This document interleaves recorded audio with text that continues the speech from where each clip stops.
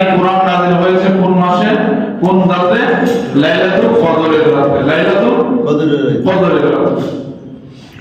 এইজন্য অধিকাংশ ওলামায়ে আমরা একমত যে এই শবে বরাতের রাতের ফজিলতের ব্যাপারে কোরআনের কোন আয়াত সরাসরি পাওয়া যায় না, জোরে বলে যায় না।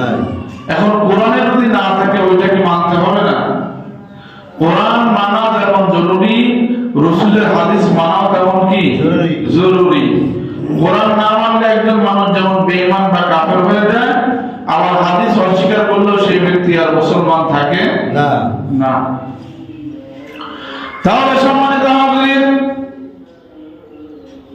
রাসূলুল্লাহ সাল্লাল্লাহু আলাইহি ওয়াসাল্লামের অসংখ্য হাদিসের মধ্য থেকে প্রায় 10টি হাদিসের মধ্যে শবে বরাতের কথা এসেছে।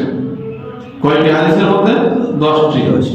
আল্লাহ যদি একটা হাদিসে বলতো ওইটাই তো যথেষ্ট, তারপর 10টা হাদিসে বলেছে, তাহলে এর দ্বারা বোঝা যায়।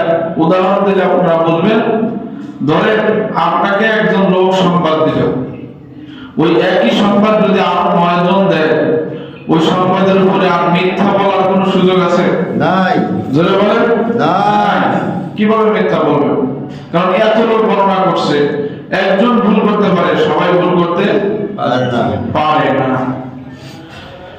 এই জন্য সম্মানিত হাজিরিন, যারা বলে কোরআনের শবে বরাত নাই, আমরা বলি হ্যাঁ, কোরআনে লাইলাতুল কদরের রাতের কথা আছে।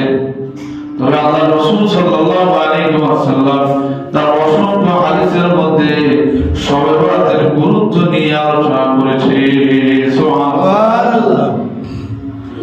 এখন একটা হাদিসে বললেই তো আমাদের বিশ্বাস করা দরকার ছিল, কিন্তু 10টা হাদিসে বলেছে, বিশ্বাস না করে ছেড়ে দেওয়ার কোনো সুযোগ আছে? সুযোগ নাই। আমল না করে এই রাতকে ছেড়ে দেওয়ার কোনো সুযোগ আছে?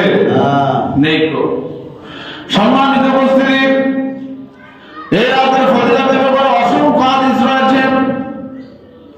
রাসূলুল্লাহ সাল্লাল্লাহু আলাইহি ওয়াসাল্লাম বলেন, ইযা কানাত লাইলাতুন নিসফু মিন শাবান, যখন মধ্য শাবানের রজনী আসে। জোরে বলেন, কোন রজনী? মধ্য শাবান।